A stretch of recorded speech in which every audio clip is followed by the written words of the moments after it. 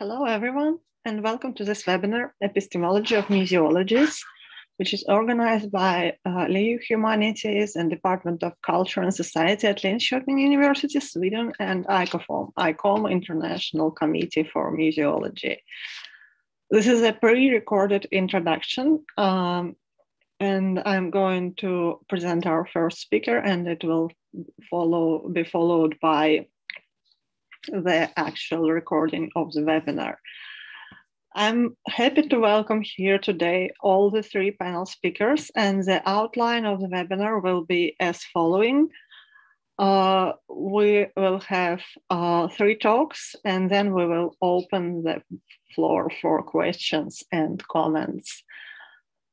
Since the emergence of the new museology in the 80s, all kinds of museologies have been introduced along the way: socio-museology, eco-museology, transformative and reflexive museology, human rights museology, cyber museology, critical and post-critical museology, to name just a few. We think it is time to bring together some of these trends and see how the disciplinary field can keep its social relevance. We are going to discuss what frames and lenses we are using when talking about museologies in plural, but also the dangers of scientific jargon and disciplinary fragmentations, which might obscure the mechanisms and subjects of the study. I'm very happy to introduce our first speaker today. It's Professor Mario Moutinho, researcher and rector at Lusofona University of Humanities and Technologies, Portugal. He is focusing on the area of socio-museology, which is a school of thought within the area of social sciences. He was also a president of MINOM International Council of Museums, ICOM, between 2008 and 2016, and vice president since 2017. He is a scientific coordinator of the Department of Museology at Lusofona University, the director of the Master and PhD programs in Museology, and member of the board of the UNESCO Chair, Education, Citizenship, and Cultural Diversity. Thank you for joining us today, Mario, and very welcome. The floor is yours.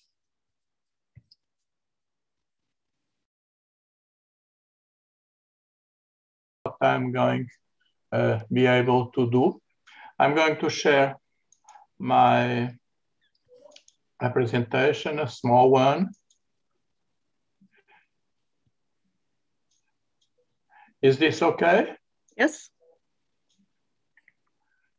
Okay. You can read it well? If you can make it in the full screen. But I like so much to have all the slides here. Then we can read it. Okay, I make it a little bit bigger.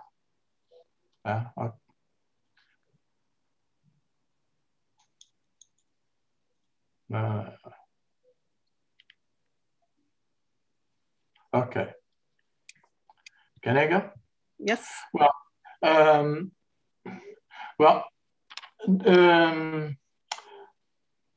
would like to say that talking about sociomuseology, I'm not so sure that everything that I'm going to say is a definitive thought about. I think this school of thought is something ongoing, is an ongoing project. So I have answers, of course, but I have also a lot of questions, and let me share with you some of them. The first thing that we must talk about when we come to sociomuseology is talk about education. And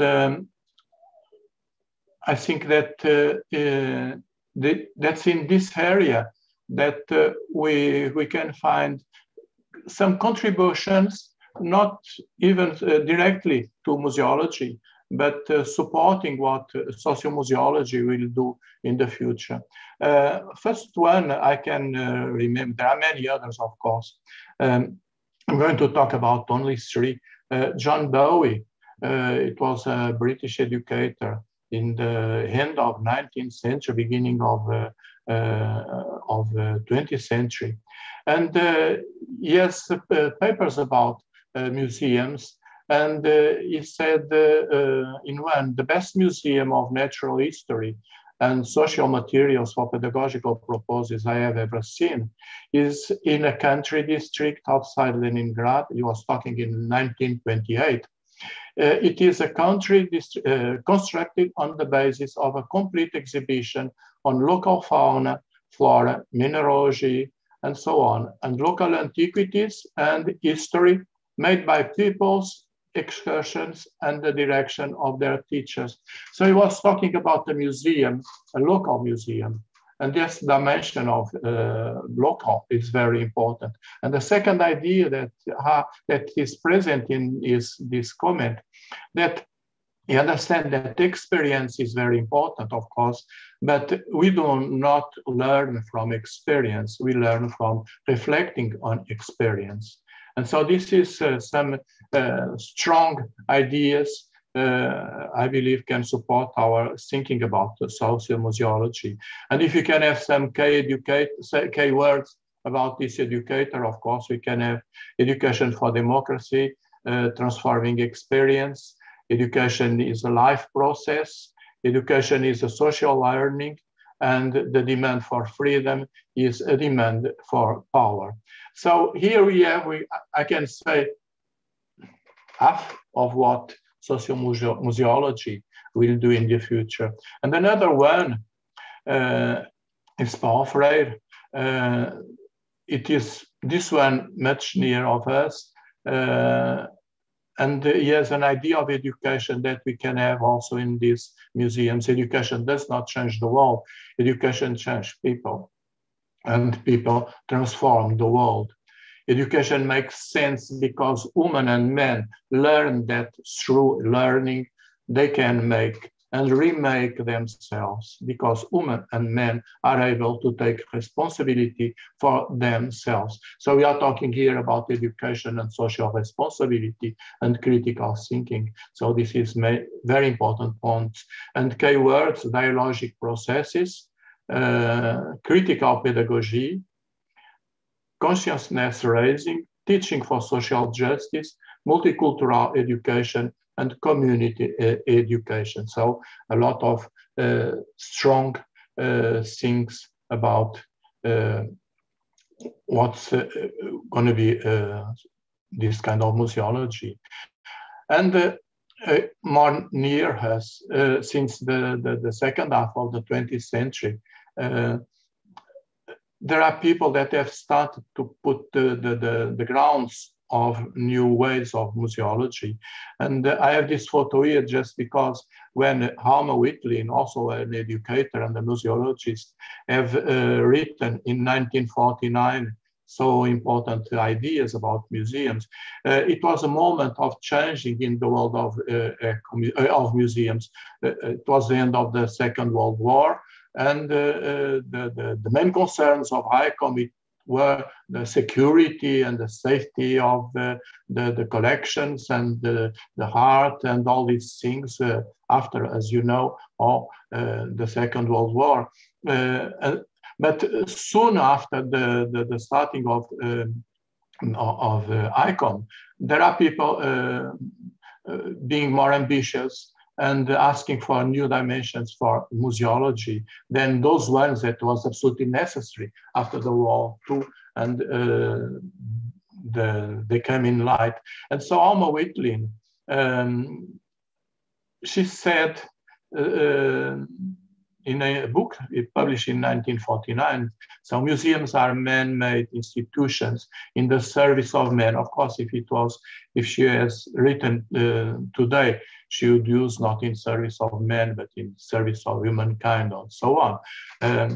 They are not ends in themselves. This is a very important idea, I believe. What can museums do with regard to unmet needs of people? And I will focus my presentation in this strong idea. Museums are not islands in space. They have to be considered in the context of life outside their walls, and exposures people to exhibitions. That's what she means. It not necessarily result in learning and stimulation. So we must be careful about what we are doing and how we understand this. So these three educators, I think they are very important to understand current museology. And I try to find a different stage of this process. I have 3 years. In other presentations, I have 4 or 5. Today, the time is not long, so I lose only 3. Of course, the first one, the first reference is the Declaration of Santiago do Chile. Museum is an institution at the service of society, of which is an integral part, and which has in it the elements that allow it to participate in the formation of consciousness of communities that it deserves, and can contribute to an engagement of these communities. And something more also important, that the transformation of museums activities requires a progressive change of the mentality of curators and museum workers, as well as the structures on which they depend. And this was true in 1972, and 50 years after, it still be something very important, this transformation of mentality of people working in museums in general. And the second stage is linked to the Declaration of Quebec, is the meeting in Quebec. The National Atelier was in Montreal, in Quebec. And I think it's a moment where those ideas that everyone knows, of course, building, collection, and public have been changing territory, heritage, and population. It becomes very clear that there are more things than eco-museums at that time. There are, in fact, a lot of experience all over the world that were not alone eco-museums carrying on this idea of new museology. So here, that's something that is important to take in consideration, that with Quebec, it comes clear that new museology, it was not only eco-museums, it was something more. There are a lot of experience from Africa, from South America, from Canada, and the United States, and Europe, of course. And in the Declaration of Quebec, it's something that calling for a kind of altered museology. This new movement is resolutely at the service of creative imagination, constructive realism, and humanitarian principles defined by the international community.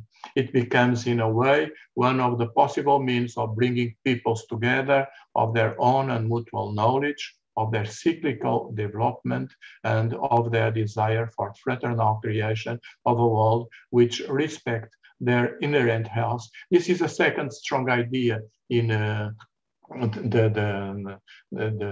Atelier, the Conference of Quebec in 1984. It was museology, okay, as a local dimension, and is very important for all the work, but it must have also a world dimension of the issues that society and humanity is about. Okay. And in a third stage, I can say that's a widening the concept of community museums, social museology, community museology, indigenous museology, native museology. As Olga have said in the beginning, there are a lot of expressions, and LGBT museology, eco-museology, among others. Well, in fact, there are a lot of, it depends on the context, national context, local context, to have this, all different kinds of initiatives in these new community museums. And in all cases, the following elements are present: community dimension, prevalence of dialogic processes, and engagement of the issues. In some ways, there are museums that try to put them out of the ghetto of culture, as we are used to see the museums linked first of all to culture. And all these museums, they are focused in other things and not in this ghetto. And to close this part, and I have only 2 more slides, a reference document that is very important for all us that we work in community museums and dialogic museums and so on. That's the recommendation of UNESCO concerning the museums, published in 2015. This document, I think, is something that can to support, in fact, all the work have been done in the last 50 years. Of course, it was the starting point of this document. In fact, it was made in Brazil after 10 years of museological politic for museums by the governments of Lula and in some way Dilma, where they care very much about the museums that come from collective activist organizations. So they say in this, after a lot of discussion, of course, in UNESCO, they call, and it was very important for us, they call the Declaration of Santiago, and they say that the museums are a factor of social integration and cohesion, that they face profound change in society.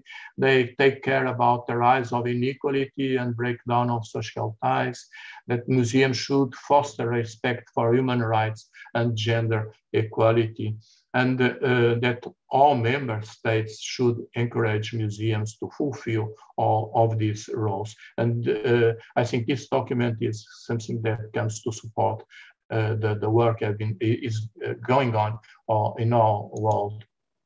So let's go to finish in search of a definition. So Ugdevarinev said sociomuseology is an academic discipline. I agree with him. Of Portuguese Brazilian origin. I also agree, which tries to scientifically, this I'm not so sure, define the phenomenon and concepts of new museology and ecomuseology. This I don't agree so much, because I think that there are a lot of the other museologies that we must involve in this process.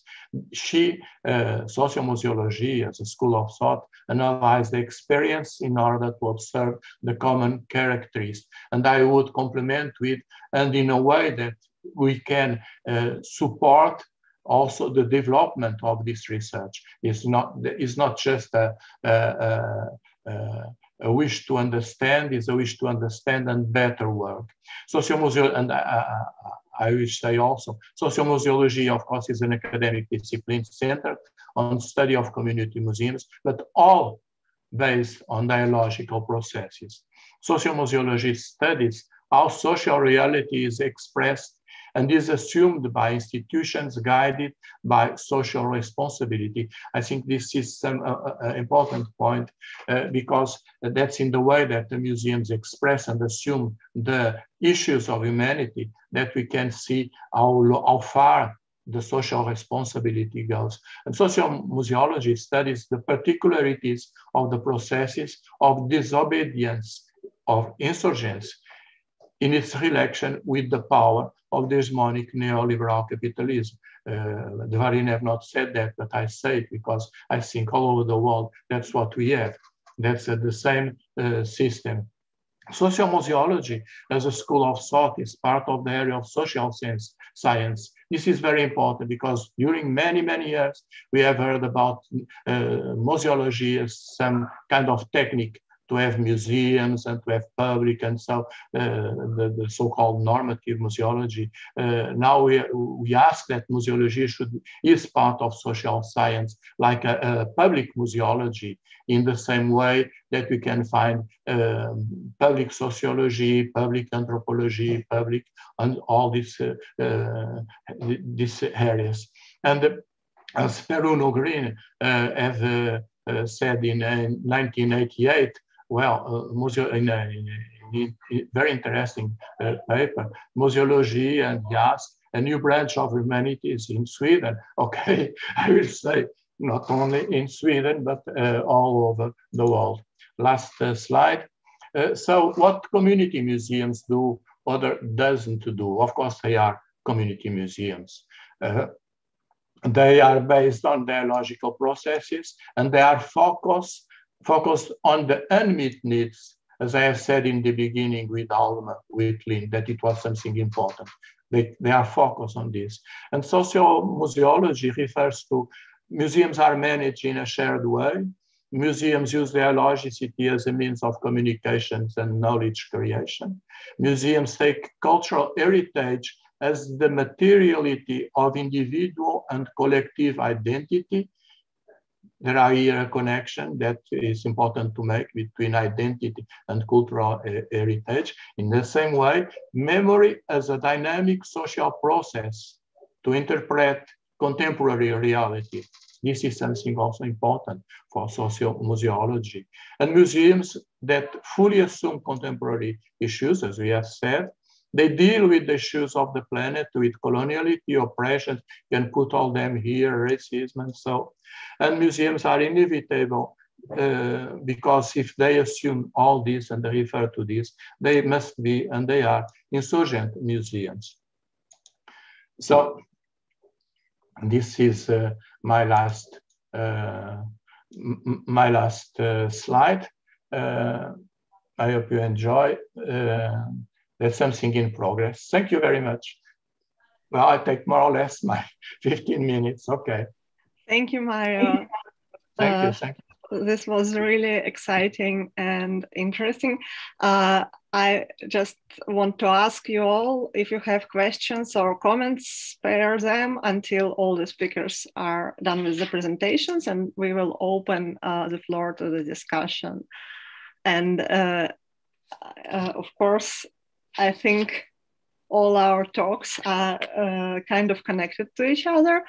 But the next speaker that I want to invite and introduce is Anna Lещенко, who is a vice chair of ICOM's International Committee for Museology, ICOFOM. She holds a degree in museology from Russian State University for the Humanities.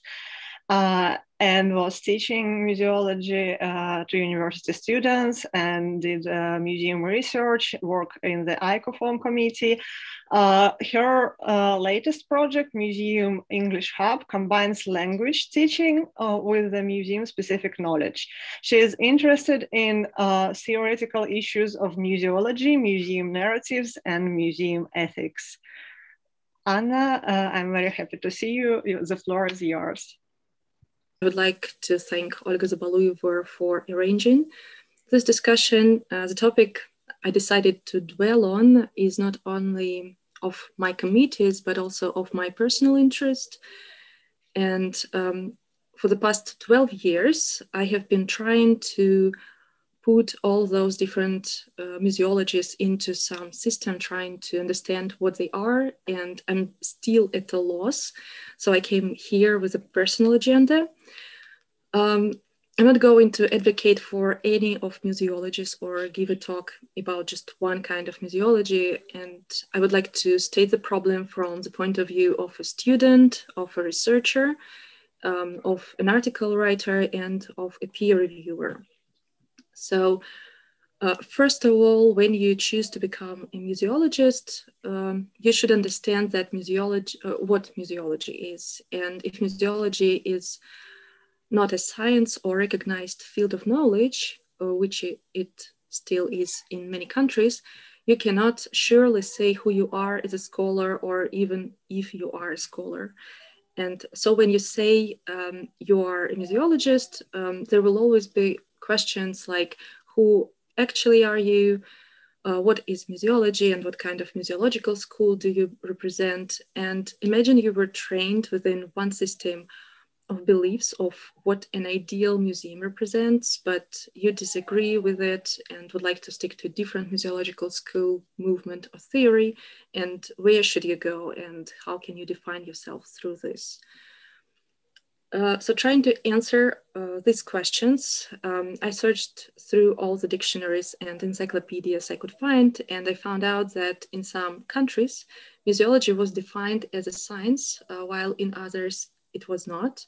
And for the English-speaking world, museology is definitely not a science and will never be, because science has to have its own terminology, methodology, and one or several theories.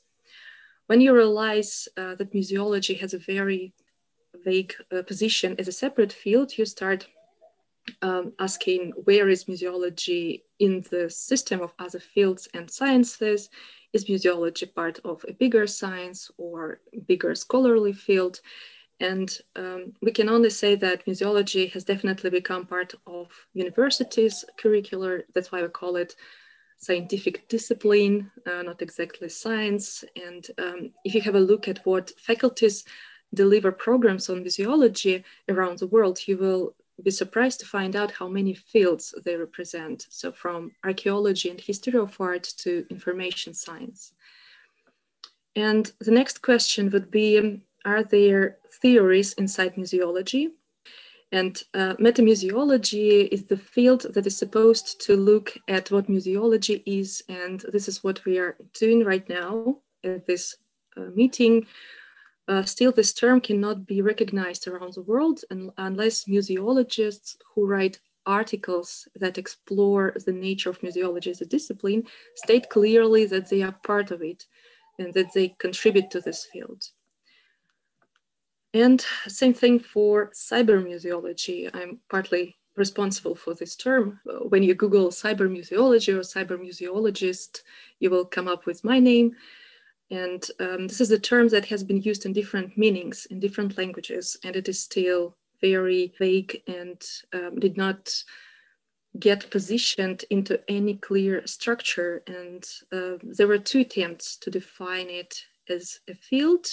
This term was coined in 2007 for the thesis by Dominique Langlais, and it was presented as a theory within which that thesis was developed. And if you read that part of his thesis, you will see that it is presented as a solid and as a solid theory that already exists, and this dissertation is positioned into this theoretical framework, but it actually doesn't exist anywhere apart from that thesis. Then in 2014, I tried to define it in my paper, and it also shows as an existent field, but it doesn't really exist. All these theories, all these different museologies start existing when different museologists consciously start saying that my work, my presentation, my article is within this or that theory or theoretical framework. So in 2013, there was published this book that has the title of Post-Critical Museology, and it was based on the project at the Tate Britain that took place between 2007 2010. And what is interesting when you look at this book, it actually gives you a very academic background on what has been done at this museum. As I understood, it wasn't so the researchers and participants of this project, they were not so conscious that before the project, they thought about the theory, they found some critical museology, understood what it is all about. They actually tried to do something inside a museum. And then after the project, when they were writing the book, they came up with this idea. And critical museology, according to the authors, it is something that existed only in universities. It was never actually implemented in a real museum. And so it's kind of theory tested in a museum. And this book explains how it went and what it came to. And again, this book was published many years ago, and I have tried to find anyone who would publish an article saying in the part of the article that is about theory or methodology, they would say that we are doing the same thing, or we are doing there are no references to this book in the part of theory. To me, it means that this term exists only for this project, and we cannot say that it actually exists as a field or, I don't know, like trend inside museology. It is a term for this specific project, and still it's very, very difficult to position anywhere in the structure of museology. And what I came here for, I wanted to state this problem that people who write articles, and if they want to get published in a very good peer-reviewed journal, these journals usually expect you to write what theory you work in and what methods you're using.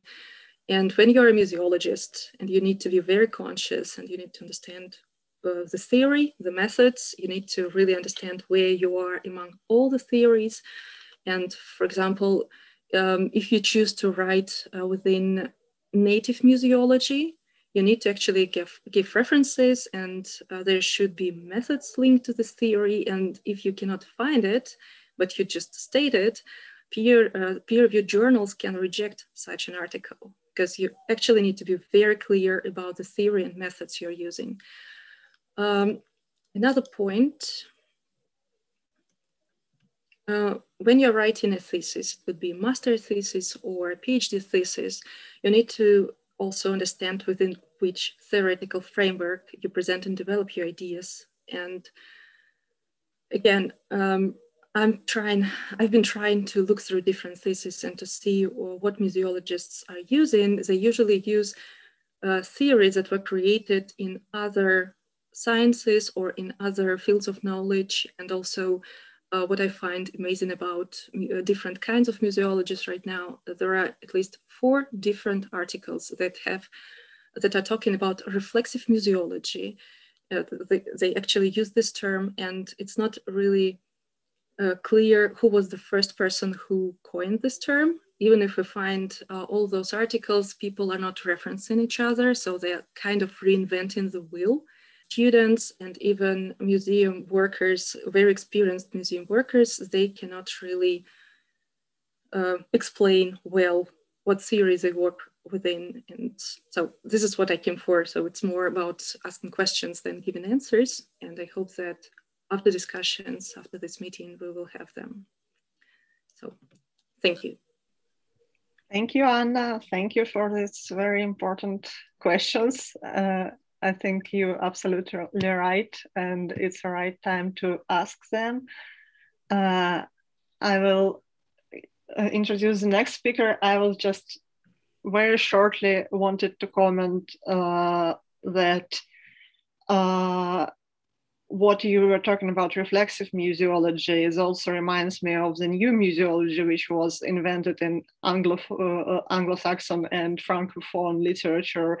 And you cannot see, like in Peter Vergo's book on new museology, references to the French new museology. So it's kind of the process that is never ending in our field. But yeah, okay, let's save the comments and questions to the discussion. I'm going to introduce the third speaker. I'm very happy to see Armando Perla here and welcome him. He's an independent curator, activist, and consultant. He is a board member of ICOM's International Committee of Ethical Dilemmas. He has been an international advisor on museums, human rights, and social inclusion for the city of Medellin, Colombia. Additionally, Armando was part of the founding teams of the Canadian Museum for Human Rights and the Rörelsernas Museum, the Swedish Museum for Migration and Democracy. He collaborates with museums, cultural institutions, and communities on issues of social justice, human rights, and inclusion in Canada and abroad. And he is currently pursuing a doctorate in art history and museology at the University of Montreal. Thank you for joining us this morning, Armando. The floor is yours. Thank you, Olga, for the invitation as well. And thank you, Mario and Anna, for your presentations. I think they're really great. I want to start just by acknowledging that I am a settler of color here in this land, which is the traditional land of the Kanien'kehá:ka Nation, or Yoyake, Montreal. And like you said today, well, I want to talk a little bit about human rights museology. And I think this is also going to make references to both the previous presentations. I'm just going to now share my screen. Can you see it now? Okay, perfect. So I want to start, just here.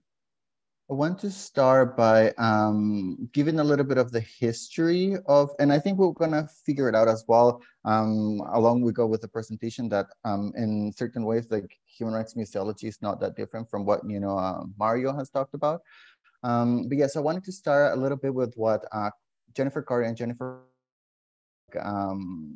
argue to be like sort of like the beginnings of this human rights museology. And they both argue that it comes to the birth or the development of several human rights museums around the world, which sort of arise from, you know, the social responsibility to respond to pressing contemporary problems. And that this is also part of a global phenomenon of a culture of human rights, which, you know, sort of, I guess they situated with the Second World War, the Holocaust, the Cold War, and the War on Terror. I will go, you know, farther than the Second, you know, World War. I think the Second World War becomes the moment when human rights becomes codified and internationalized. It's not the beginning of human rights as a movement per se, but like this is kind of how they're situated in their theoretical or historical framework. And they tell us as well that the birth of human rights museums is also sparked by, you know, museums seen as increasingly important social institutions, which I think it goes as well with Mario was saying. There is, like I said, a proliferation of human rights museums as well, starting, you know, Carter as well, and Orange give a little bit of chronology of museums. They stopped in 2010 because when they coined sort of like this human rights museology term was the beginning of the 2010s or 2011, I think it was, 2011, 2012. So they stopped sort of with the Museum of Human Rights in Chile. But since then, of course, there's been a lot more museums, and I just put like a few more here, but there's been a lot more human rights museums that have sort of sparked around the world. I put the photo of the Human Rights Museum here just because I worked there for almost a decade. They also argue that human rights museums sort of work in packs or in coalitions, and they are inspired in their creation of this, their definition of human rights museology by the International Coalition of Sites of Conscience. You know, it tells us that sites of conscience provide safe space to remember and preserve even the most traumatic memories. They also enable their visitors to make connections between the past and related contemporary human rights issues. So here we're talking only about making connections, right? And I want you to keep that in mind. They also argue that human rights museums start to get sort of like agglutinated, I guess, with the Federation, the Federación Internacional de, International Human Rights Museum, which, you know, tells us that the Federation is about sharing, working together, learning from each other, and encouraging each other. It is also about being active, looking at the ways our museums can challenge contemporary racism, discrimination, and other human rights abuses. We believe that these issues are best confronted collectively rather than individually, and human rights museums must be prepared to challenge traditional museum thinking and practice and to redefine the museum role with regard to active campaigning against human rights abuses. So I think, you know, this is really interesting as well. And here we see, you know, words like challenge, we, you know, also make reference to what Mario was saying. But I also want you to keep in mind that when you look at these ways that these documents are written, there is a big focus on the institution, so on museums. And, you know, it's just interesting, right? Because we're talking about human rights, but we're focusing on the institution rather than on the human. And anyways, So from the federation, there are two sub-federations, I guess, that are formed, one in 2018, one in 2019. The FIRMLA, it's Latin American Caribbean, which tells us that promotes debates, agreements, and collaboration between Latin American museums so that together their potential as educators is developed, seeking to contribute to their public awareness, interest in, understanding, and respect for those rights declared inalienable for all human beings. I think this is interesting as well in reference to the previous sort of mission, which here is raising awareness, right, which is different than challenging that the other one had. And then, again, the focus is very much on institutions.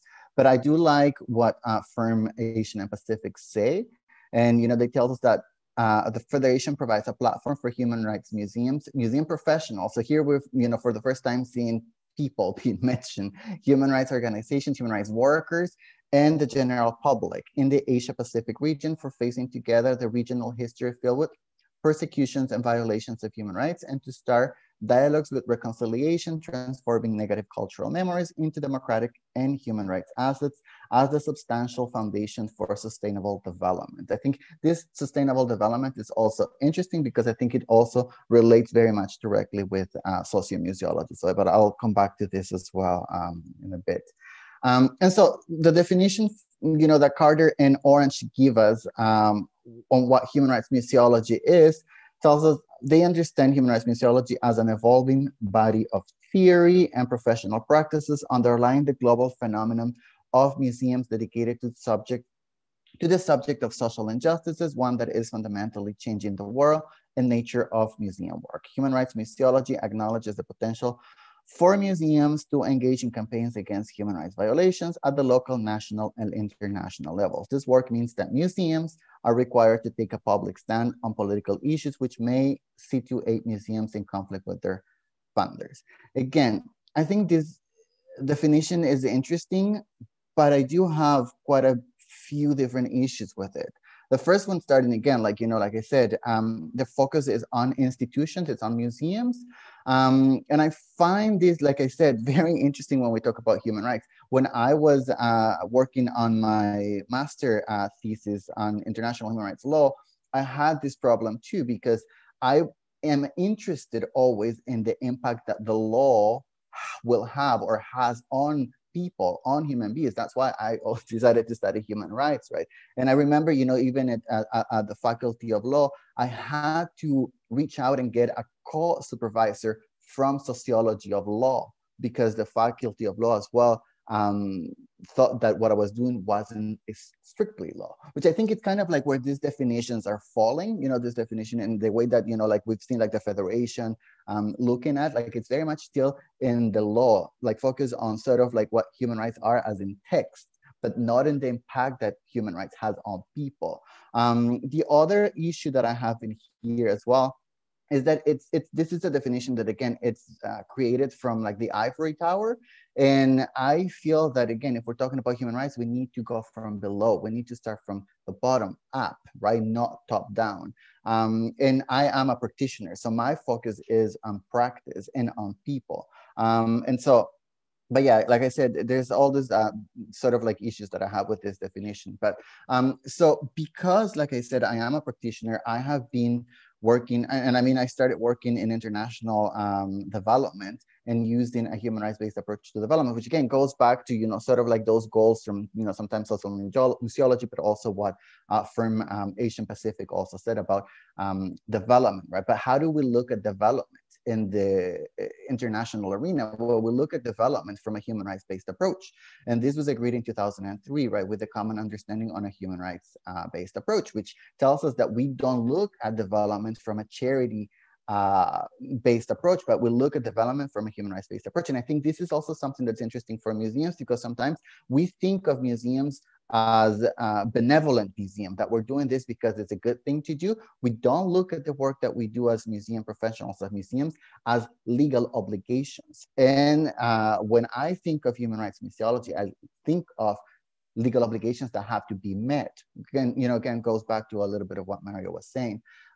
So the human rights-based approach basically tells us that, the human rights-based approach, is a conceptual framework. So it's a method as well. And this is, going back to what Anna was saying about method.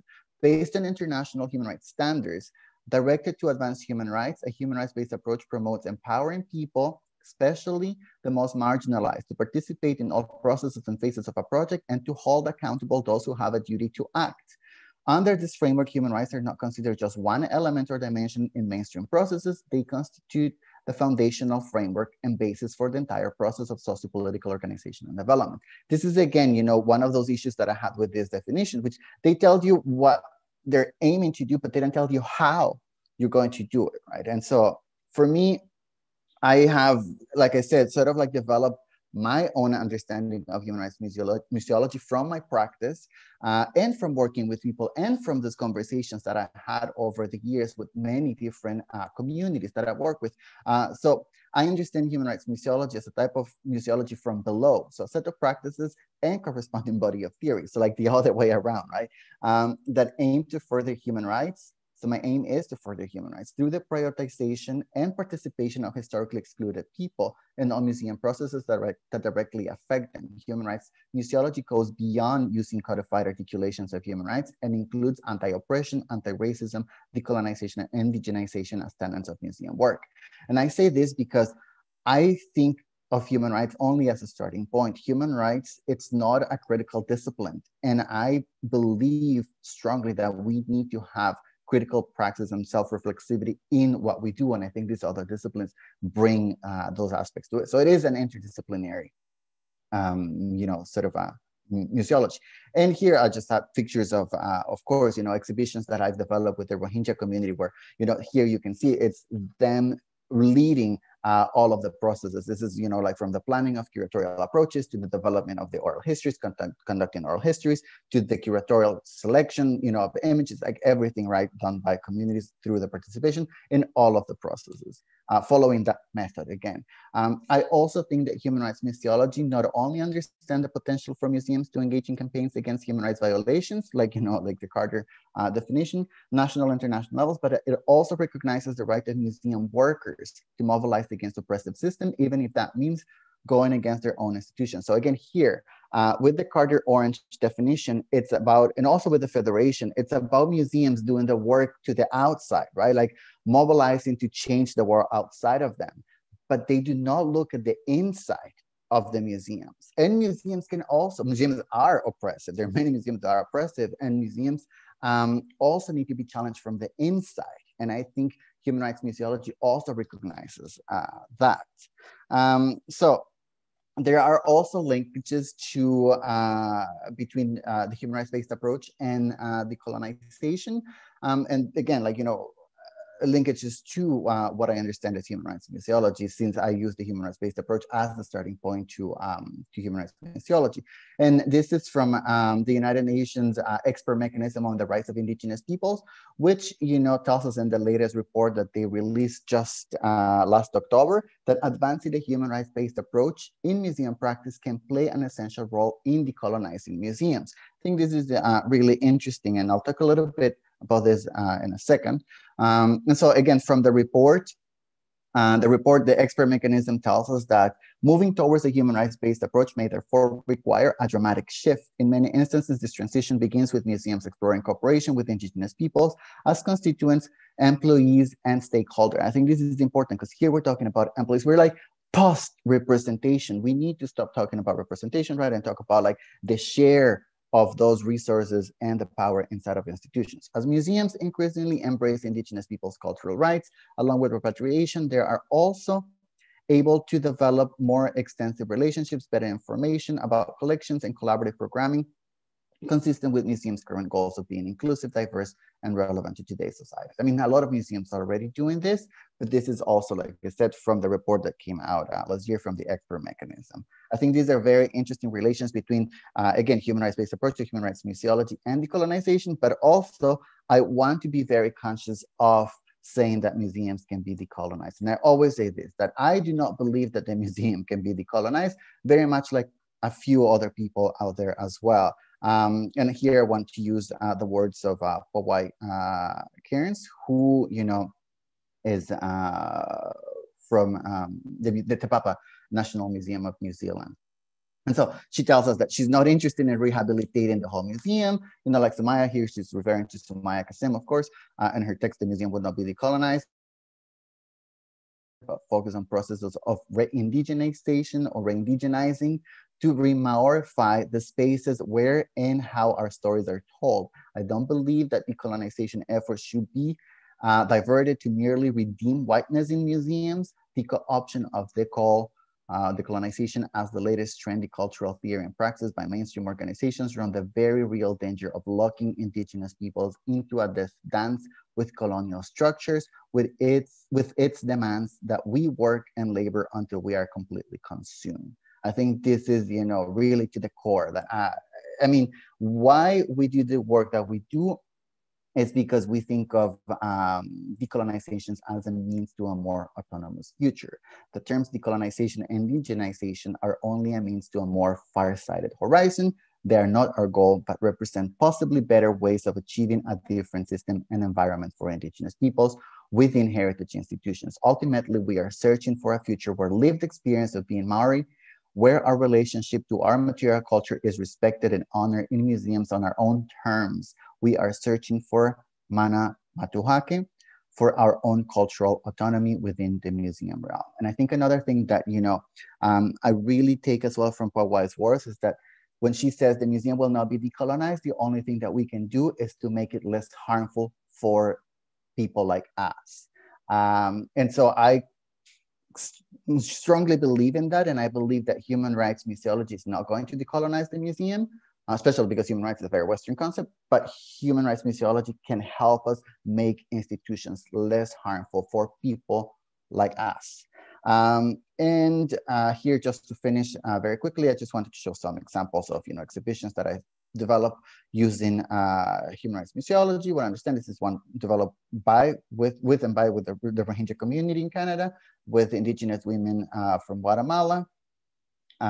Here is also work that we did at the Swedish Museum of Movements in Sweden. This is a very interesting case as well. We can talk about it in the questions. These are some museums. This is a community museum in Mexico, in Huejotzingo, which is also doing fantastic work. District 6 Museum, which I'm pretty sure everyone knows about. The Museum of Medellin the Museum of Antioquia in Medellin, Colombia, which also does fantastic work. And of course, another part of human rights museology, like I described it, is all the mobilizations that took place in this part of the world. And I mean, in very different Argentina, the anti-racism mobilization campaigns against museums, which, you know, like I said, started to take place this summer, and that are definitely changing the way that museums will act. And we are seeing it now in the changing of leadership, the adoption of policies. Now we will have to see what the impact of this is going to be. And like I said, I believe that this is also a manifestation of human rights museology. And I think I'll stop there.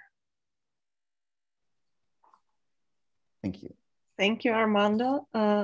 This was really interesting, and I think falls well into the topic of our today talk. I wanted to ask you and Anna and Mario if you want to directly comment on each other's presentations, or and before you do this, I just wanted to kind of wrap this discussion with my own suggestion, maybe, because I think we've been talking about different kinds of museologies, and we've really seen that they are closely connected together. I just want to throw into the discussion this quote. It's from Kylie Message, and she calls museology a boundary discipline. I think it might help us to contextualize the interdisciplinary nature of different museologies and their relationships to other humanities and social sciences. And the concept boundary comes from sociology via museum context as well, as a notion of boundary objects, which have the ability to inhabit different social worlds simultaneously and facilitate the translation between these worlds. And here, if we take the step back from the museums and collections, and also from museums and maybe human actors, and look at the museums as the subject, as the object for museology, we can see that museums can also inhabit different disciplinary discourses, and museology can be a mean for translation to address these diverse problems and challenges which we are all encountering. And just to finish, you all know this. This is the museum definition, the current one, which comes from 2007, and the alternative one, which was proposed in 2019. And I also kind of want to tentatively ask you to think, is the human rights museology or social museology can find a place in this new definition, or how it is related, and what are the connections between all this? Okay, I'll stop sharing. Do you have the comments on each other before I open the floor?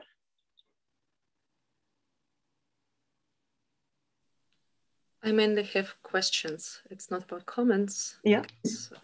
Questions, also good. Yeah. So, so in the first presentation, there were many.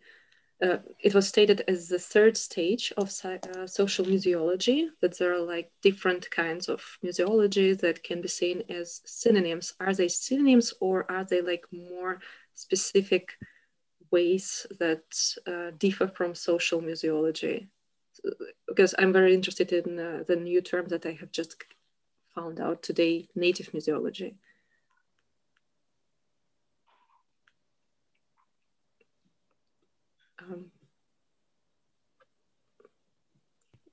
Is it a question for Mario? Yes, it's a question for Mario. Well, if it was a question for me, I have not understand, sorry. Sorry, I won't repeat. So you had the slide and you had different titles for different kinds, I think, or synonyms for social museology, as you called them, the third stage. And for example, I'm interested in finding out more about native museology. And are there articles about it, or are there like museologists who say that we are native museologists, we are promoting this specific trend within social museology, or is it like just a synonym for social museology? No, I think there are a lot of work done about. There are a lot of papers, there are a lot of PhD theses, master dissertations and books, and thousands of places all around the world where all these processes are going on. Of course, they have different names under different realities, social realities, but in fact, they have many things in common. And that's what about social museology is interested. That's to understand what is the common part of all these processes. So in order that if we can understand them better, also we can have a better participation and supporting the new ways that all these museums can go on. So that is not just a question of curiosity about these museums. There are both sides in social museology. One side is, in fact, to understand what's going on, what is common in all these processes, and how we can use that knowledge to participate in the action and the activities of this, what I say, disobedient museums. Because in fact, there are museums obedient and the others they are not. Because you are talking about all these problems of the decolonial thinking explains so much, so well for us, and the coloniality that stay on in the central ideology of all in all the country. You can say that there are a colonial ideology. We can say a neoliberal ideology, a postmodernist ideology. And if we don't accept that, because they are in the base of a so disgraceful world where we live, so we must be disobedient. And so if you understand better the processes, then we can maybe have a stronger participation in the process and support the participation. Because I think we cannot, I know there are a lot of experience going on, very important, and nobody has idea in that place that they are doing museology, even museology. And I think that if they are thinking about social museology, they even don't think about museology. And they are doing things so important that now we can say, okay, this is a process of museology, or this is a process of social museology. So that's this both sides. Yes, one side we try to understand, as any social science, we want to understand social processes, social dynamics, but not just like a normative social science, but participative. That's the both sides of the process. Well, that's what is explained in the UNESCO recommendation, and is the base of the misunderstood of in Kyoto about the definition of museum.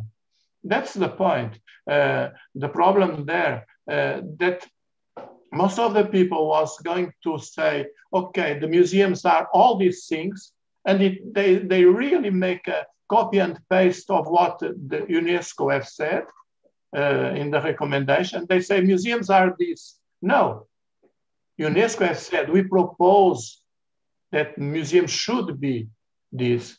And in the definition of Kyoto, they say museums are already this. And this is something that it's hard to understand because the proposal was not a proposal. It was a mistake to say that museums are already participative, insurgent, museums are, all the things are inclusive institutions. No, that's not true. And special because inside ICOM, and I am very connected with ICOM, of course, from many, many years. The museums are in ICOM. That's the museums, they have resources, financial resources to be partner of ICOM. All these museums that we have been talking here, as Roger have said, I've mentioned maybe 10 or 12, and they have said more 5 or 10. Those museums, they are not in ICOM because they have not enough money to be there. And even they don't participate in the meetings of ICOM. I think it's important, let me say, organizations inside ICOM like Ecoform, they have a new, it seems, and I want to believe that's true, they have a new way of understanding museology, quite different from the past. And I think when you are going now, for instance, in South America, you will see that the reality of the museums that want to be present, that's all these kind of museums that we have been talking about. I also want to say that to be a community museum or dealing with human rights is not obligatory that it's a poor museum without any support. As we have seen, there are a lot of museums caring about human rights, that they are very big institutions with a very big budgets, and so that's not there the question. But in fact, I don't know if I lost a little bit of my ideas, but well, it's complicated also in my mind, so it's also difficult to explain. And when you try to explain very quickly, it's become harder, more harder yet. Well, I don't know. Thank you, Mario. I think what the point that you made about how we call the things that are already performed and being done by museum professionals all over the world is also important. Like we can say, oh, this is community museology, or this is social museology, or this is human rights museology. But what matters in the end is the actual like actions and actual practices that are being performed. And it is, for me, it looks like this also is one of the kind of ways to recenter museology a bit. Armando was talking about museums and recentering human rights towards human from the institutional perspective. And if we are talking about museology as an academic discipline, as a way of knowledge production, maybe we could also try to recenter it towards actual practices instead of inventing and reinventing new theories and new names and titles for all these museologists. I don't know. It's just a reflection. I was just going to say to Anna as well, in regards to indigenous museology. Yeah, there is a lot that has been written. There's a lot here in Canada, but I guess I'm more familiar because I am in Canada, but you can look at, for example, works by Tricia Logan, Heather Igloriorte, Michelle Magao. Some of them are under curatorial indigenous practices, but there's quite a few. I can send you some articles as well, but there's also stuff coming from Australia and from New Zealand. Like I said, I had Pauwai as well. And Pauwai is very interesting, and she makes a really great point, because when she talks about indigenous museology or Maori museology, she says, I am not writing in academic journals because I'm writing for my people. So I am writing in blogs, which is where my people are reading. And that's really as well important. And so, you know, like I can send you names in articles. Yeah. Okay. I think we can, if you don't have any other comments on each other, we can open. Yeah, absolutely. I like this. When you talk about what is written about, the problem that there are Anglo museology written in English, and unhappily, in England, they don't have access to the production in French, in German, in Portuguese, in Spanish. And so it makes a problem. Let me share with you, we have proposed from our university, we have proposed to Routledge the translation of this book here with 500 pages, with 25 museologists from Ibero-America area. And they said, okay, introduction is very nice, but we publish if we give us 5 study cases. And this makes the difference. And of course, now that we have another one, theory and practice in Portuguese and in Spanish about sociomuseology, I'm not going to send it to Routledge. It's over, it's finished. I'm not going anymore. And I know that there are a lot of people in United Kingdom that they know that there are a big production of I don't say only academic, but the production about what's going on in the museums, in these community museums in all South America and Ibero-America, we can say, and they don't know nothing about. So that's a problem of, I can say, publisher houses that they don't translate what's going on in South America to English. In that moment, there are, there are many places in where there are PhD theses and dissertations going on, because it's a live process, this of the construction and understanding what's going on in the world of museums. Because of course we are not outside museology, we are inside museology. We have a look for some part of the museology. And that's very good that there are many people working about collections and public, and that's very important. And taking care about the material heritage and so on. This is very good. And finding new ways to share this with public. Yes, of course, there are problems of translation and access to what is published in other language than in English.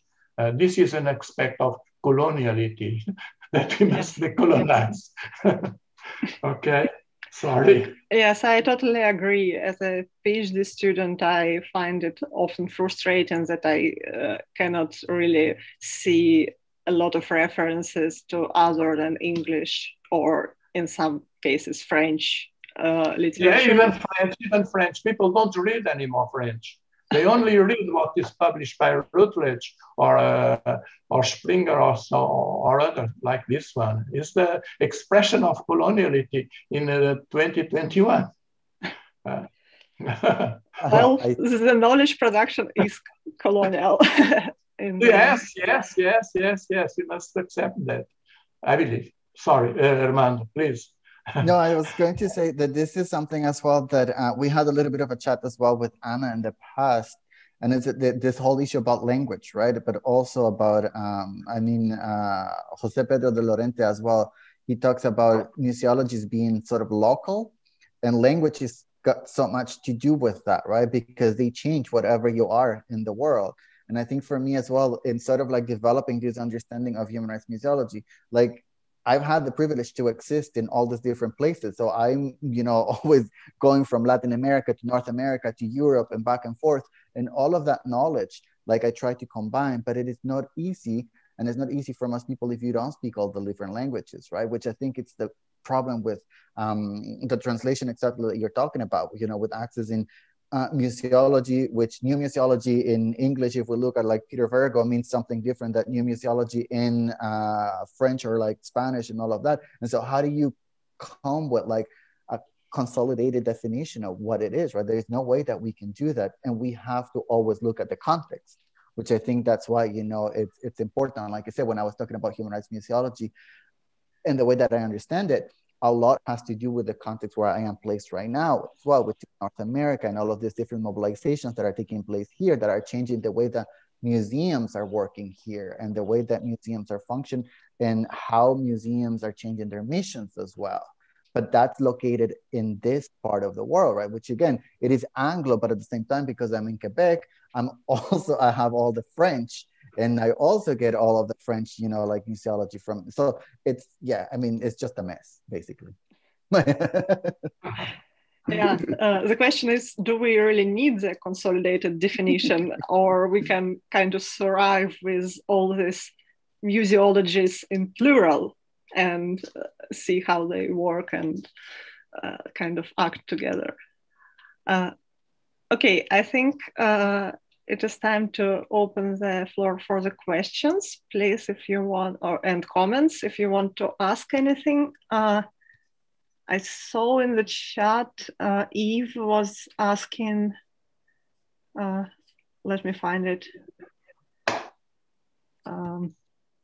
somewhere before the native museology was a question. Yeah, could you comment on the challenges of repatriation versus conservation and accessibility in practical terms? Eve, was it a question for Armando or for everyone? We cannot hear you. Yeah. Well, it was for Armando while he was doing his presentation. So far, I really appreciate all the presentations. But I find it a little bit theoretical because I'm an anthropologist, archaeologist. I've worked with native communities, but it seems that it's a little bit beyond what I understand. I can give you an example of repatriation. It takes in so many different forms, right? The report that came, has the 3 different categories, which is ceremonial objects, human remains, and then you have intangible heritage. So I could give you examples of all of them, but I'll give you one in particularly, which I find really interesting and really great. And then I'll tell you as well about something else that I'm planning right now. But it's to do with that community that I mentioned from Mexico. And so they are Nahua Youth Collective, who were organized. They created their own museum, and their museum is to preserve the culture of their carnival and the elders. Because their elders are passing away, so they're trying to preserve all of that, but through intangible heritage, right? So they're trying to do oral histories to preserve that. But what's interesting, and here comes the repatriation part, and where, when it becomes the practical aspects of it, and is that because of COVID-19, they were not able to have the carnival this year. I mean, it was, it should have taken place like a couple of weeks ago, and I was there last year. And so they were trying to think of a way in how they could still honor and celebrate the carnival. And so for that, they came up with the idea that they wanted to do an outdoors exhibition. And so how they were going to do that is because they started to find all those different collections of photographs that had been taken by anthropologists, who had gone to Mexico like last century or 2 centuries ago, took all these photos. And it happens that the photos are in different collections around the world. So the first one that they identified is in a foundation in Mexico, Ajaraca. Then they found as well a collection in Sweden at the World Culture Museum. And so I was able to put them in touch with the curators over there. And then with Adriana, who's fantastic, the curator who actually oversees that collection, she also pointed us to another collection of photographs that were at the National Museum of Ethnography in the Netherlands. And so, trying to get that heritage back, which is intangible, right? Because it's in the photographs. They wanted to project all those images on the outdoor of the houses. But to get to that, there were so many hurdles and so many challenges because, this is a small community in Mexico that had no resources. And then we're connecting with these museums in Europe and they're asking, okay, can we have this image? And the museums, the first thing that they said, yeah, it's going to cost you 1,000 kroner per image, which is like 100 euros, right? It's like when it's their heritage. It's their, it's their intangible heritage. It belongs to them. And so that's when you start thinking, okay, how can we work in these processes of repatriation that are led, again, by indigenous people, which is the human rights-based approach, which is the whole report that came in October, right? It's about having indigenous people lead these processes and institutions having to learn. And the report actually makes a recommendation that ICOM, museums, universities, and communities and human rights experts need to work together for this repatriation. So because we had all of these issues getting these collections back, I mean, now finally everything worked out, right? And they didn't have to pay because, well, they understand. And the exhibition, was going to take place and all of that and projected in the images. And we did all the community curatorship and all of that.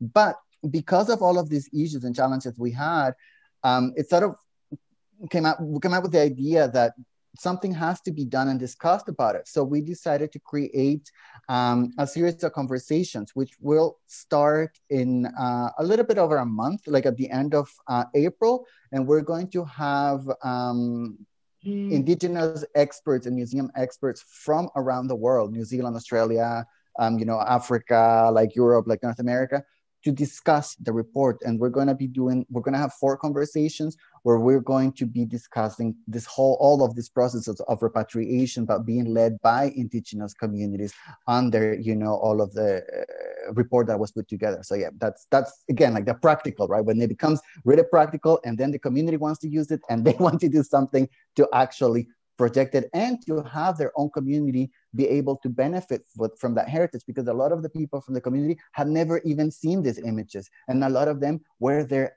ancestors or were their grandparents or, mothers, and they were in those photographs that were probably taken without consent as well. So a lot of ethics as well in there. But yeah, I could talk a lot about this, but, I'll stop there.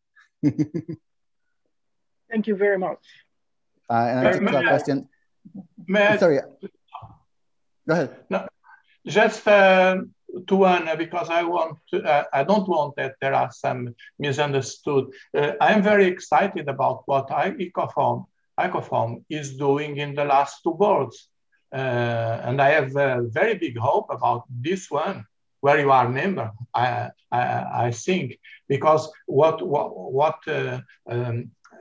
I wish to say that it's very important that an organization like ICOM, like Ecoform, is dealing with these subjects and not ignoring them, as Ecoform have done it during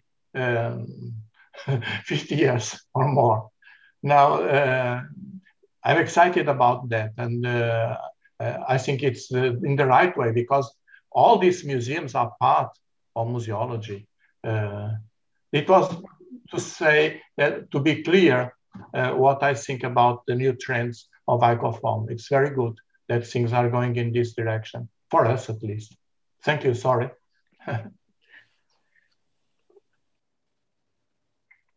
Okay, thank you. And we have a question from Indrajit. How do you suggest to form an indigenous peoples museum in a country like India, where there's a fusion of many cultures and religions? I think it's a good question in relation to how we understand cultures and communities differently, maybe, but if anyone has, I think it was for Armando as well, the question. I mean, I am not an indigenous person, but like, I guess the first question like to ask is like, do they want the museum themselves? And I think that's, you know, like, I think the most important question, right? Because a lot of, I mean, like I said, a museum is a colonial institution. And I know that a lot of communities don't want museums. And we've had these discussions as well about especially when it comes to repatriation, like, do we need to have museums that are built in indigenous or by indigenous communities to receive the parts of the collection that are being repatriated? Some communities challenge that idea, right? Because why are we going to build a colonial structure when, you know, we're, yeah. So I don't know. So I guess to me, the first question would be like, do they want it? And if they want it, like, then they can decide, I guess, on how to do it. Yeah, I think that's coming back to the human-oriented approach. Okay, please, any more questions or comments?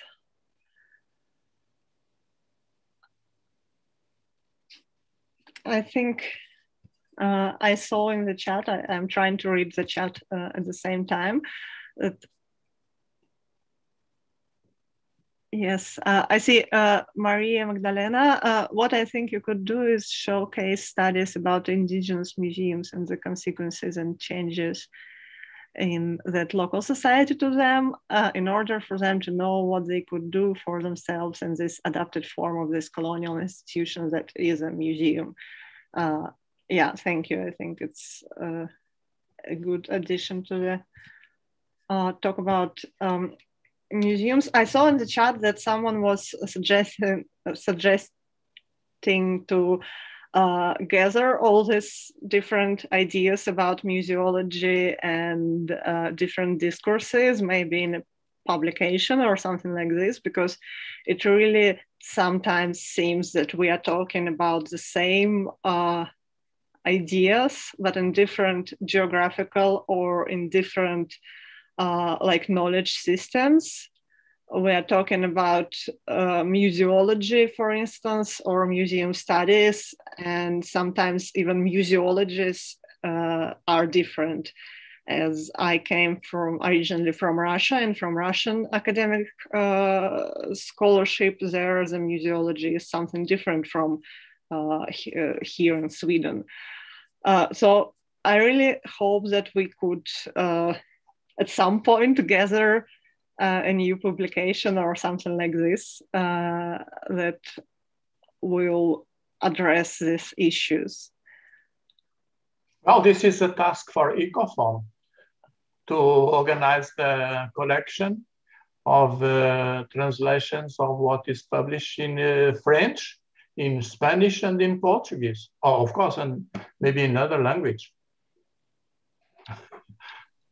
I completely agree. I would just like to add that Ecoform has been thinking about it for many years.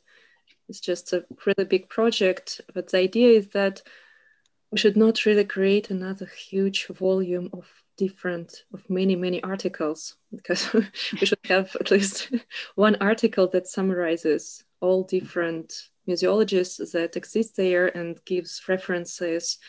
Also, there was an idea of creating a list of must-read lists for all museologists around the world, so that we are not reinventing the wheel all the time, because right now it's more accessible than 10 years ago. You can find, if you start researching something, Google helps you find a lot of articles. You can see that someone has already done some research. Even if you cannot access the article, you have access to an abstract, and there are ways to find the articles. But the problem is that I still see people reinventing the wheel, and many articles that I receive for blind peer review are really saying the same things that were said in other countries, in other languages, and I'm not sure how to break that cycle. If you have any ideas, we will be really happy to hear them. I was going to say as well that I really like that ICOFOM translate, all of those pieces into all the different languages, because it makes it very accessible. What I would like to see more is, I guess, more pieces that are written by the community, instead of like, not even like museum professionals on behalf, or academics on behalf of the communities, but more community voices, because the communities are developing, museology, are doing all of these practices as well. But that's what I think sometimes the peer review process and all of these formalities from academia act as a door that closes for a lot of these communities. And I think that's when we don't see this knowledge being shared, which will benefit the profession, I think. And I think that's something that I would like to see from ICOFOM. Yes, I can comment on that. We have actually trying to professionalize what ICOFOM has been doing at first as conference proceedings. We have created the peer-reviewed system for ICOFOM, and I see Susie with us today. She can, if she wants to comment on this, but actually we have come up with this thing that when we invited a community member for our symposium, and then when we invited the same person to submit a paper for our ICOFOM study series, it's really, so the paper did not fit the criteria that we have created. And so we have created a barrier. And now we are thinking about it, how to deal with it, because if we break this barrier, if we stop in a peer-reviewed journal, then we would have to leave online platforms and libraries that makes our work more accessible and more reachable over Google and for other scholars when they use professional databases when they look something up. So we either play by the rules that were created in colonial system, or we leave, and if we accept more voices, ICOFOM has to leave that. So I don't know. Already established academic, yeah. We actually struggled so much to get to open edition platform, but we can only post the articles that passed peer review process. And so that's a trap right now. Yeah, and this brings us to the thing that universities are the same colonial institutions as museums, the institutions of knowledge production, and we all are kind of trapped in these different kind of limits and boundaries. But of course, I think, Armando, your example of Puawai, who is doing the blog entries as alternative, might be inspirational. The problem is, of course, usually resources, human resources, and the time and everything like this. But I'm really happy. I must say that I'm really happy that we have so many people with us today on this discussion, and it was kind of attained partly due to the social media and the Facebook event posting and we will post the record of this conversation on Facebook. So hopefully we will reach more people as a result. Thank you, Olga. Yeah, and I was just going to say that too, that, you know, this is also a forum that, you know, if ICOFOAM opens forums like this for community voices and all of that, that's also another way to amplify those voices. And I don't want to use that term that a lot of people say, give voice, because people already have their voices, but, you know, to like give platforms for people. Yeah, and I want to be an optimist, and this is actually where I see the point of museology as it is. As I mentioned, a concept of boundary discipline, it can also be a network, a connection, not only a theory in academic paper, not a methodology in a museum practice, but also kind of a way to connect different actors from the field and from other disciplines, and a way to try and translate this across the disciplines. This is why I also think that like having a whole committee for the museology is important, but also having all other ways of and platforms of discussing this is very important. Okay, do we have more questions or comments? I'll check the chat. Okay, I think people are mostly leaving, but we started a bit earlier than it was planned from the beginning. Can I ask Manuelina to post again the link to the to your webinar series, because I am afraid that it was lost in the chat feed. So please, everyone, check the webinars at the University of Liège. And about the recording, we will post it on Facebook, hopefully on the ICOFOAM page and on the TemaQ Linköping University page. And we will share it in our social media. Thank you very much for this productive and inspiring conversation. I really hope that we can come up with some kind of continuation to this, and maybe summarize it as some kind of publication or anything. I don't know. It's not a promise. It's just a hope from a PhD student who studies museology. Thank you, Olga. Thank you, everyone. Okay. We will keep in touch. Yeah, thank you, Anna. Thank you, Mario, as well, and everyone. Yeah, also, thank you. It was very good. And I enjoy very much to talk with someone from the board of ICOFOAM. It's very good because some years ago it was completely impossible to talk with them. Now it's open. Thank you, Anna. It's very good. And Bruno, also, it's very good that we can have these links and talk and thinking about the same problems of museology. It's good, very good. Yeah, it's becoming much more open. Yeah, and I also think that we can learn so much about like each other's work and everything.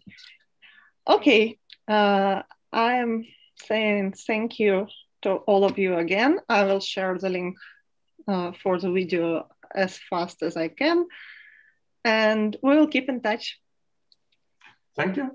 Thank you. Congratulations and thank you, Olga. Okay.